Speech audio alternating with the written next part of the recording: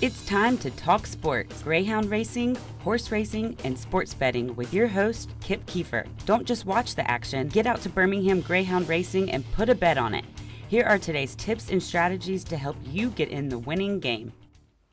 Well, if you're looking for the best sports talk anywhere, you have found it. Here, you guys ready to catch a bullet? No, I won't throw it. Kip Kiefer here on Talking Sports. Welcome, everybody. You see who is in the backfield with me? My main man, the one, the only, the man, the myth, the legend. Yeah. How are you, sir? Man, can you feel it, Kip? Can you feel it, bro? I know. Bro, that's what they've been talking downtown to me. Bro, can you feel it, bro? Can you feel it? This is our last show in July. I love it. I love it. Getting close to football time, baby. That's right. Practices have already started. SEC Media Days is over. No more talking. Now it's time for action. We got a great show for you today. We are talking about the two most important components in the success of a college football team. We're going to start with coaches, and then we're going to pivot to quarterbacks. So it's going to be great. I love it, Kip. I love it. It's that time of the year. If you're not excited, you're not a football fan. And if you're a football fan, you're ready to tee it up, baby. That's for sure. And we're so close now, just about a month away. I want to remind you that the gates are open already this morning at Birmingham Greyhound Racing, 11 o'clock. Right when we came on the air, they were unlatching the doors, and it's going to be a great day at the track. Live Greyhound Racing at 2 o'clock this afternoon, then again at 7:15 tonight, and fantastic horse racing action from all over the country, starring Saratoga up in upstate New York. They've got the Jim Dandy Stakes today, which is a big stepping stone to their big race coming up later in August, the Travers Stakes, which a lot of people call the Midsummer Derby. And, of course, the late afternoon product is out in California near San Diego, right on the Pacific Ocean. Man, that sounds good right now. Oh, it does. Del Mar, where the turf meets the surf. Like it. And the big race they have today is the Bing Crosby Handicap. And Legend, I know you were probably a big Bing Crosby fan. He was yeah. There you go. I knew Legend could croon. Yeah. I knew he was a crooner.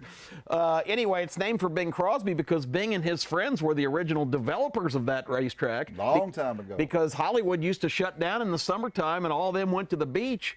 They missed their horse racing, Legend. They needed their action. I know it. It must have been nice that they all chipped in and they built themselves a racetrack. Bing was a player. Bing was a big-time player. We could do a whole show on that. The best one ever was Desi Arnaz. He was our kind of guy. Yeah, he was a drinker and a gambler and a carouser. What a great American. Yes. Okay, although he was Cuban. Here we are on the program. We are going to talk sports today, as we always do. We're going to talk about coaches first and foremost. And there's a lot of great storylines in the coaching ranks. I thought it was interesting. I heard Gene Chizik on your guys' show, Paul Feinbaum, say that there's some new coaches and some new blood and some new enthusiasm, and it was really needed. Gosh, that's kind of a shot at Butch Jones and Brett Bielema and some of the other ones that were shown the door, Mr. McElwain. But so there's some new coaches, but we're going to not just focus on the SEC. Let's talk about coaches as a whole and who might be on the hot seat. A little warm here. A little warm, Kip. A little warm. I know it. So anyway, that's what we're going to start with here. And what better place to start than down at Texas A&M, the richest man in coaching just about right now. They gave Jimbo Fisher not only money, I think they gave him half the ownership in the state of Texas and probably some cattle ranches and whatever else. But tell me what your expectations for Texas A&M is in terms of Jimbo Fisher. Well, I love what you got here. Coaches under the microscope. Now, this don't necessarily mean Jimbo's not on the hot seat. No, not at all. But here's the problem with Jimbo's seat. It will get hot. When Texas A&M fans speak to me, and I speak to A&M fans, great fan base. You go tailgating, go with Texas A&M fans. They don't care if they lose. They just want to get drunk and have a good time. Well, yeah. And Alabama likes them kind of fans. And score lots of points because they get to kiss their girlfriend. Yeah. But the thing about A&M, every A&M fan I talk to tells me by 2020, we will own the SEC West. By 2021, Jimbo Fisher will have a national championship in Aggie land. Well, it all sounds good. It sounds great. But you kind of forgot about Nick Saban and the University of Alabama, about Kirby Smart and the University of Georgia, and about Dan Mullins and the University of Florida. Yes, Jimbo's a great coach. Yes, the state of Texas is a great recruiting base. But A&M ain't won a championship since Wizard of Oz was #1 at the movie theater, Kip. Somewhere over the rainbow. Can I get a brain? Can I get a heart? I mean, come on, A&M fans. This guy's going to be on the hot seat in 2 years because he will win 9 games. He will win 10 games, but you won't get to the glory land as long as Nick's down in Tuscaloosa. He will be under the microscope in a hurry because expectations are too high at A&M, Kip. Well, we're going to find out if Jimbo is the wizard behind the curtain pulling all the levers. He better be. Or if he's with actually all that the money wizard. down there, he better be. You're not kidding. Speaking of lots of money, what about our boy Jimmy Football up at Michigan University?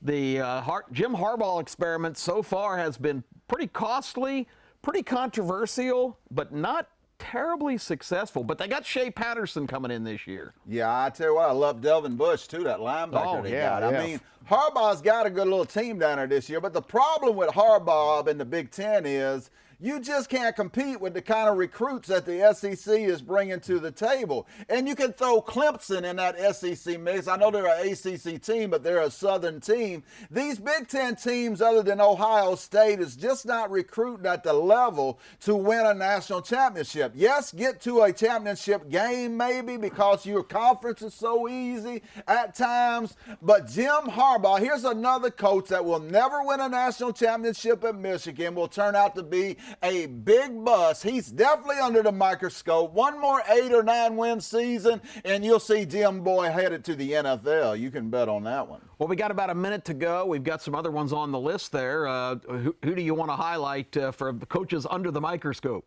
Well, you know, why did even Herm Edwards come back? So let's not even talk about that. That's a bizarre hire. But you want to win the game. At least Herm understands. Playoffs? Sorry. No, that was Jim Moore. Oh, I just spit over everything. Let's wipe this off here. Oh, I got electrocuted. That was the greatest thing of all time. Playoffs. Yeah. But, Herm Edwards, should have stayed in retirement, should have stayed in the booth. And Tom Herman at Texas, another situation that's headed for the Jim Harbaugh situation at Michigan.